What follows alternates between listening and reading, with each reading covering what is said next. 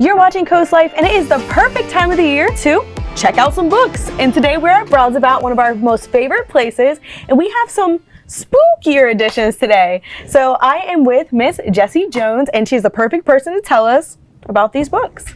Hi, everybody. First, I'm going to bring you off with a pretty spooky one. This is The Whispered Man by Alex North. It is a British crime novel, and it's actually based off of true events that happened with his son. So that kind of gives it a little extra spooky factor. Next, I've got Lavender House by Lev A.C. Rosen.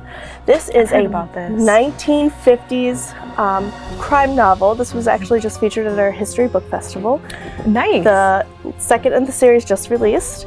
It is actually set at a soap empire, and somebody dies. How do you find your books that you want to place on like your different shelves? You told me you did all this by yourself. How do you pick the right book?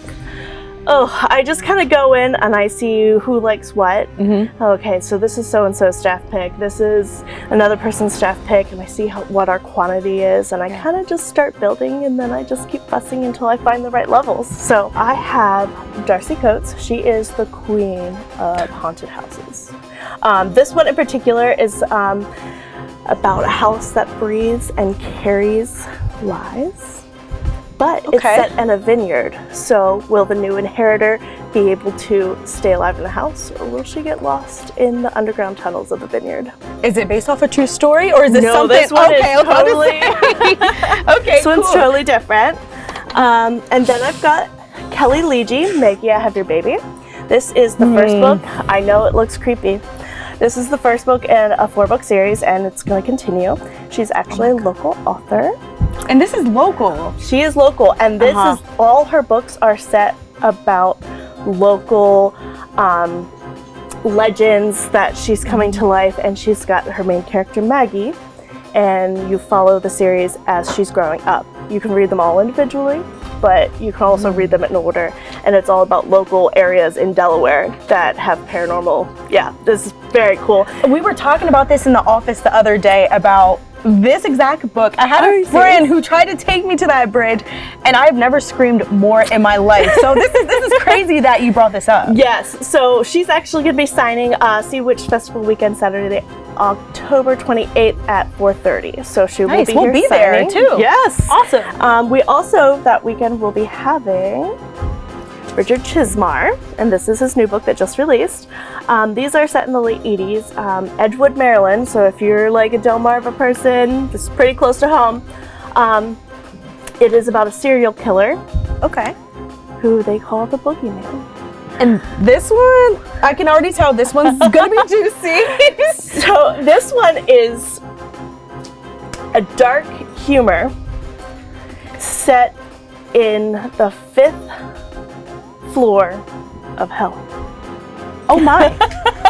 All right. Where the pens don't work, the coffee machine explodes, and in order to get your soul to the top floor of hell, you have to sell many souls. So it's like an office humor. It's very dark. I laughed out loud a lot. It was great. If you want something a little bit funnier, but also have like a dark twist to it. This one is probably my top 5 of all time. Babel? Yes, you can pronounce it Babel or Babel. Okay. Both ways are correct. And this is by R.F. Kuang. So this one is technically a fantasy set in, 1820s Oxford. It is more than what you think it will ever be. When you say fantasy, you think, oh God, okay. This is also dark academia, which fits the season. It is about racism, sexism, colonialism, and the magic system works on linguistics. So it's all about the true emotional translation of the languages. Wow. So they're bringing in children to learn all these languages to keep the city moving and building and growing. I see different stuff on the table. You have like cups, you have stickers. Tell me about those things. Like, why would someone want to come to Browseabout Books for anything else besides books?